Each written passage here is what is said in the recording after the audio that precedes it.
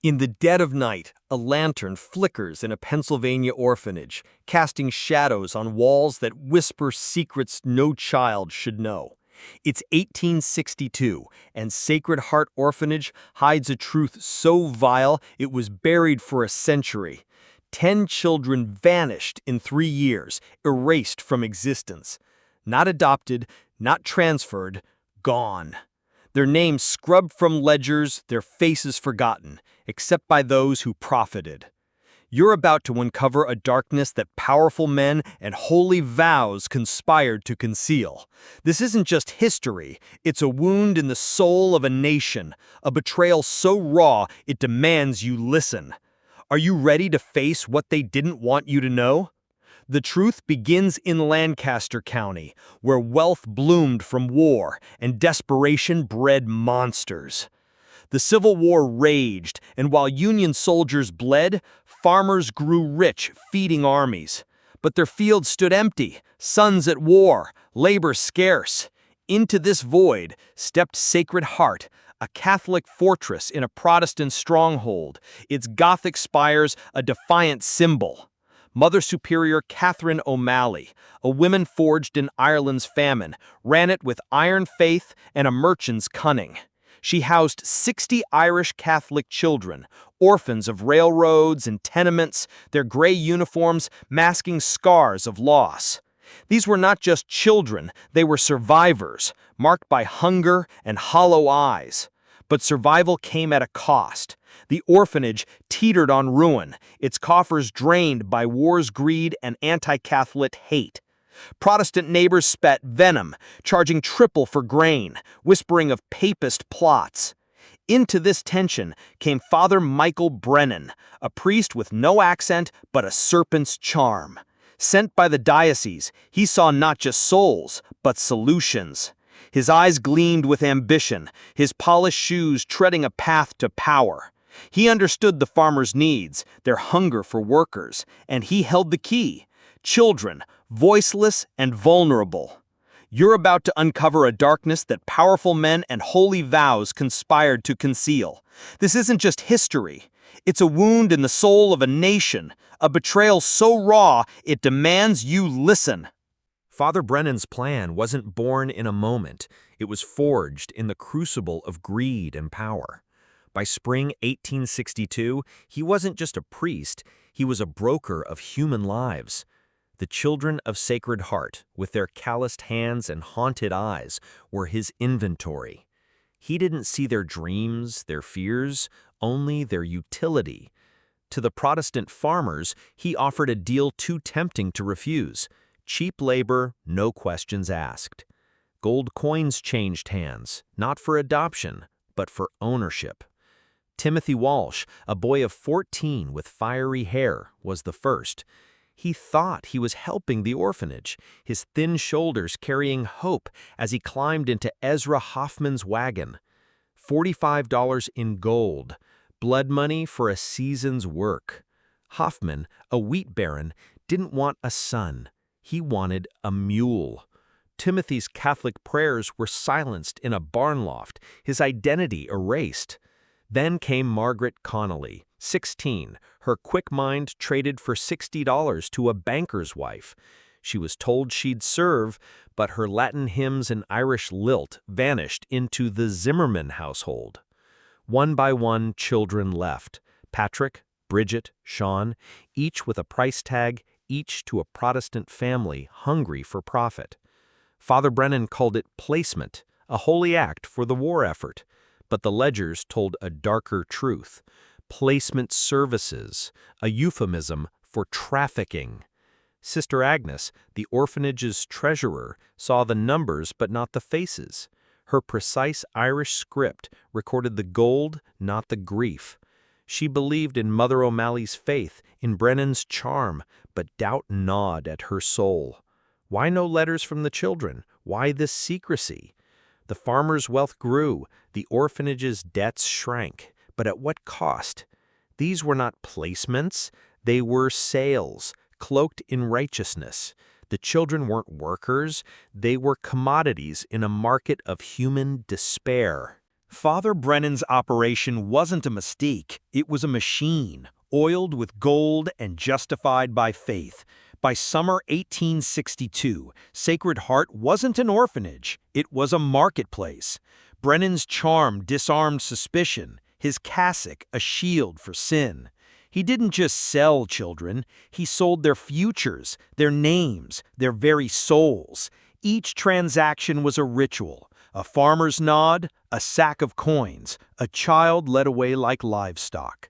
The children believed they were saving their home, their labor a sacrifice for God. But God wasn't in the room when deals were struck. Sister Agnes's unease grew sharper, her ledger screaming what her vows silenced. She saw the pattern. Children vanished, gold appeared, and Brennan's placement services swelled the orphanage's coffers. Yet no child wrote back. No family sent thanks. The silence was deafening, broken only by the clink of coins. She began to question, quietly at first, her heart torn between duty and dread. Mother O'Malley, blinded by faith, praised Brennan's miracles. Debts paid, new clothes for the children, a new wing for the orphanage. But Agnes saw the cost. 10 children gone, their beds empty, their prayers unanswered. She overheard Brennan's late-night talks with strangers, men in fine coats who spoke of labor needs and discretion.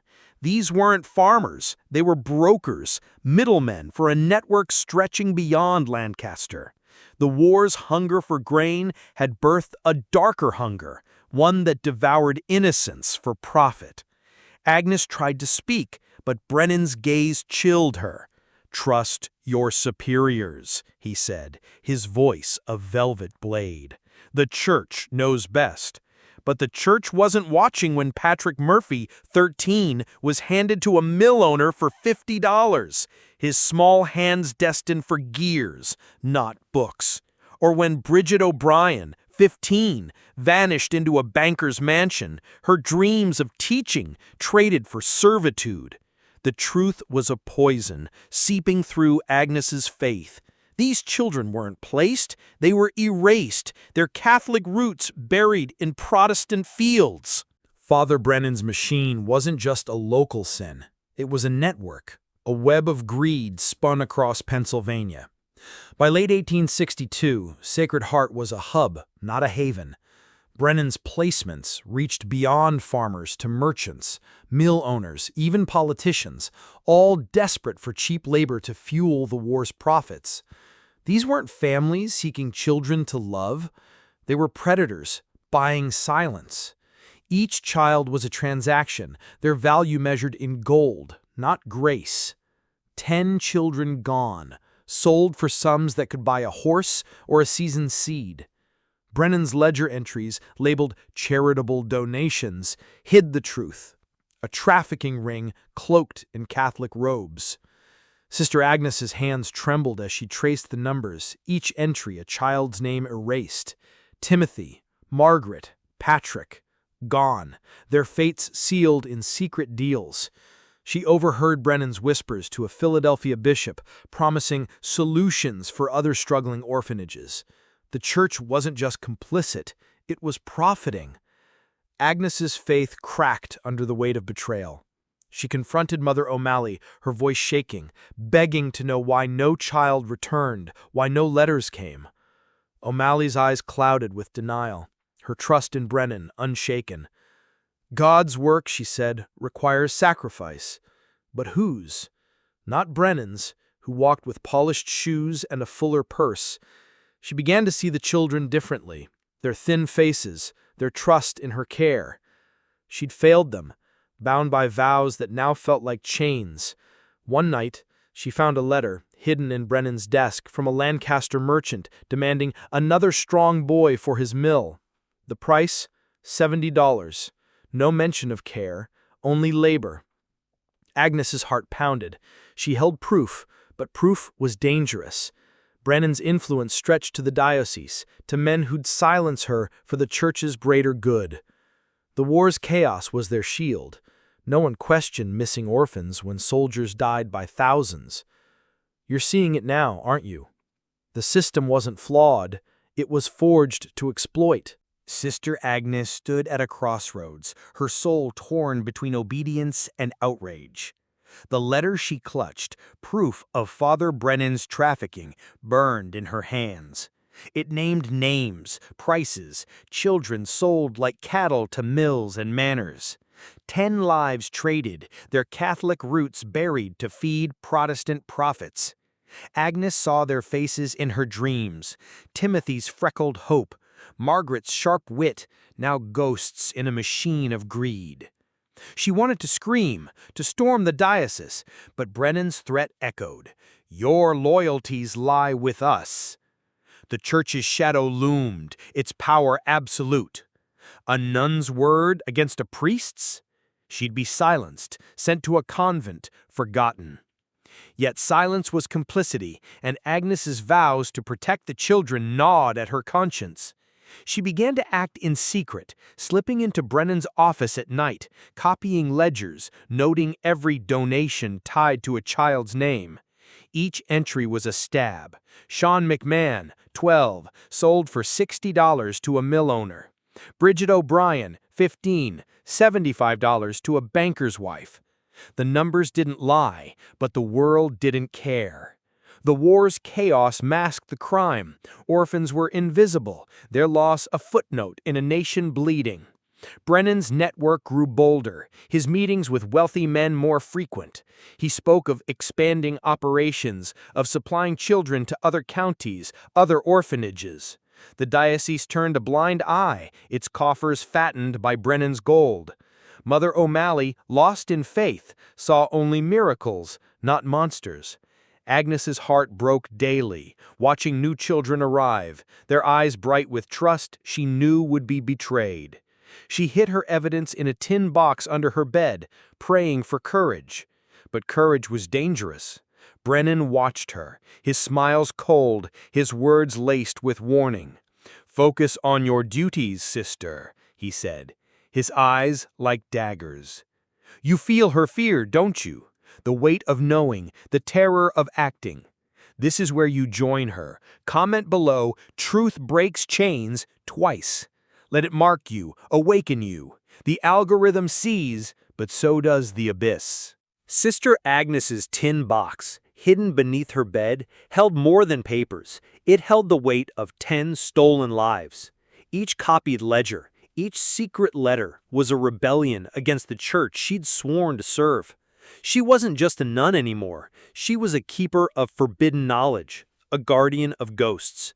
The children's faces haunted her, Timothy's eager nod, Margaret's quiet strength, sold to strangers who saw them as tools, not souls. Agnes knew the risk. Exposing Brennan meant defying the diocese, men who'd crush her to protect their power. The war's shadow hid their sins. Orphans didn't matter when nations burned. But Agnes saw what others ignored, a system built on exploitation, where faith was a mask for greed. Brennan's operation was no longer a secret to her. It was a wound she couldn't ignore. She began tracking the children's fates, piecing together whispers from market stalls and churchyard gossip. Timothy wasn't at Hoffman's farm. Mrs. Hoffman's denial confirmed it. Margaret wasn't a servant. She'd been seen laboring in a mill, her hands bloodied by machinery. The others, Patrick, Bridget, Sean, were scattered across Lancaster, their identities stripped, their Catholic roots erased to blend into Protestant homes. Brennan's network was a machine of erasure, turning Irish orphans into nameless labor. Agnes wrote to the bishop, her letter trembling with truth, begging for investigation. It vanished into silence, returned with a warning, "Cease your inquiries." The diocese was complicit, its silence bought by Brennan's gold. Mother O'Malley, still blind, prayed for the children's new lives, unaware they were slaves in all but name. Agnes's faith shattered, not in God, but in the men who claimed his voice. She stood alone, her tin box a ticking bomb. Brennan's eyes followed her, his charm now a threat. "You're meddling in God's plan," he hissed, his voice a blade. But Agnes wasn't meddling, she was awakening. You feel it too, don't you? The fire of knowing, the dread of defiance? Sister Agnes wasn't just fighting Brennan, she was battling a machine that devoured souls for profit. Her tin box, stuffed with stolen ledgers and letters, was a rebellion, each page a scream for the 10 children lost. Timothy, Margaret, Patrick, their names burned in her mind, their fates a festering wound. She tracked rumors, a boy like Timothy broken by farm labor, seen limping in Lancaster. A girl like Margaret, her hands scarred by mill gears, whispering Irish prayers in secret. These weren't placements, they were thefts, stripping children of faith, name, and future. Brennan's network wasn't just local, it was a hydra, its heads reaching Philadelphia's elite, politicians and industrialists, all fed by the war's chaos. The diocese knew. Letters between Brennan and the bishop spoke of mutual benefit, of funds to secure the church's mission. Agnes's letter to the bishop had been a plea, their reply a threat, obedience or exile. Her vows chained her, but her conscience roared. She began to act, slipping notes to a trusted priest in Strasbourg, begging him to investigate. He promised to help, but vanished days later, reassigned to a distant parish. Brennan's reach was long, his allies ruthless. Mother O'Malley, still blind to the truth, chided Agnes for her doubts, clinging to Brennan's lies like a lifeline. "The children are in God's hands," she said, but Agnes knew God wasn't in the deals that sold them. She overheard Brennan planning more placements, targeting new orphans, their innocence fresh for the market. The orphanage's new wing, built with blood money, mocked her every step. Agnes's nights were sleepless, her prayers desperate. She wasn't just defying Brennan, she was defying a system that turned faith into a ledger of sins. The risk was everything, her calling, her safety, her soul. Brennan's warnings grew sharper, his eyes tracking her like a predator. "Some truths are better buried, sister," he said, his voice a coiled threat, but Agnes was done burying. "You feel her fire, don't you? The courage to stand against giants, the cost of seeing too clearly?" Sister Agnes's tin box was no longer just evidence. It was a war cry, a testament to 10 stolen lives. She'd seen the machine's heart. Father Brennan's trafficking wasn't a sin in isolation, it was a system, woven into the church's fabric, fed by war's greed and anti-Catholic hate. The children, Timothy, Margaret, Patrick, and 7 others, weren't just sold. They were erased, their Irish roots buried to serve Protestant wealth. Agnes's stolen ledgers showed hundreds of dollars in donations, each tied to a child's name, each a betrayal of her vows to protect them. She tracked their fates through whispers. Timothy, broken by farm labor, now a shadow in Lancaster's fields. Margaret, her hands mangled by millwork, her spirit caged. The diocese's silence was deafening, their threats clear, obey or be cast out. But Agnes's conscience was louder. She slipped her evidence to a journalist in Philadelphia, a man known for exposing corruption. His name was Daniel Shea, a Catholic with no love for the church's elite. She met him in secret, her habit cloaked in shadows, passing the tin box under a tavern's dim light. She whispered, "Tell their story," her voice trembling with fear and fire. Shea promised to publish, but days later his office burned, the box with it. Brennan's reach was a noose tightening around her. He confronted her in the chapel, his face a mask of rage. "You've betrayed God's work, sister," he spat, his voice low but lethal. "You'll answer for this." Agnes stood firm, her heart pounding. "I answer to the children," she said, defiance her only shield. Mother O'Malley, still blind, wept for Agnes's disobedience, but the truth was cracking her faith too. The orphanage's new wing, built on blood money, loomed like a tomb. Agnes knew her time was short. Brennan's allies were closing in. The war's chaos hid their crimes, but she lit a spark. You feel it, don't you? The cost of defiance, the power of one voice against the machine. The truth is a fire, and it's spreading. Sister Agnes's rebellion had ignited a fire, but the machine of greed was relentless. Her tin box was gone, incinerated in Daniel Shea's office, yet the names of the 10 children, Timothy, Margaret, Patrick, and 7 others, seared her soul. She dared to challenge Father Brennan, a man whose charm masked a predator's heart, and the diocese, a fortress of complicity. They didn't just sell children, they erased them. Their Irish Catholic roots ground into the dirt of Protestant fields and mills. Agnes's evidence was ash, but her resolve was steel. She began whispering to the other nuns, planting seeds of doubt. Sister Margaret, who'd tended the gardens with Timothy, wept when Agnes spoke of his fate. Limping, broken, a ghost in Lancaster's fields. Sister Catherine, who taught Margaret to read Latin, trembled at the thought of her hands ruined by mill gears. But fear choked their courage. Brennan's shadow loomed, his allies in the diocese ready to crush dissent. Agnes was marked, her every step watched. She overheard Brennan's plans to expand operations, targeting new orphans, their fresh faces ripe for the market. The war's chaos was his shield. Nobody cared about missing children when blood soaked the battlefields. Mother O'Malley, her faith fraying, began to question, but Brennan's grip was iron. He cornered Agnes in the orphanage's chapel, his voice a venomous hiss. "You're a danger to God's work, sister.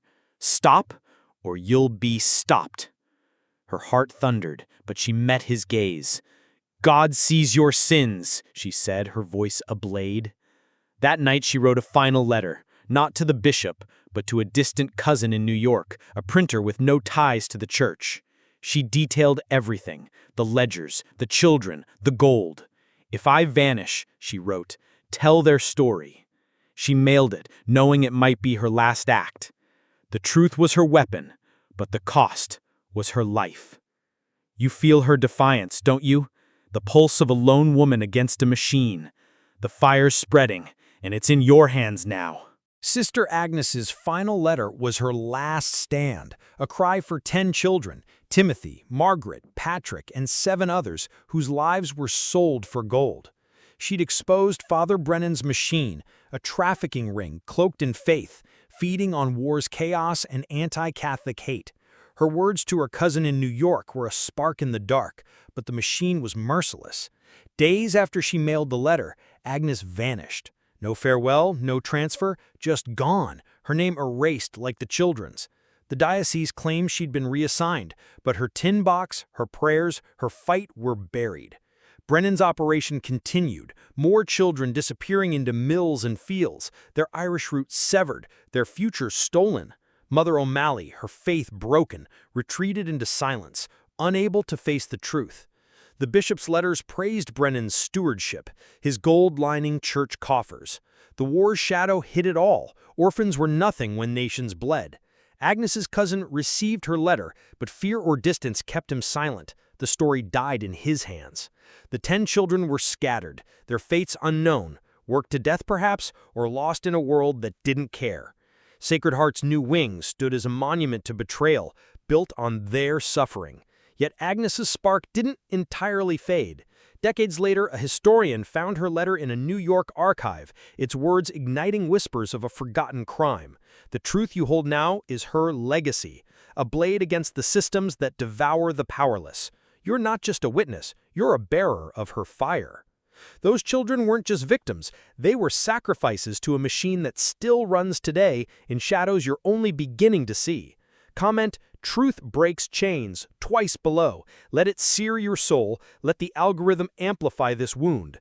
You've seen what they hid, what cost Agnes her life. The question isn't what happened, it's what you'll do with it. Will you carry this truth, expose the machines around you, or let it die in silence? The abyss is yours now. Rise or be consumed.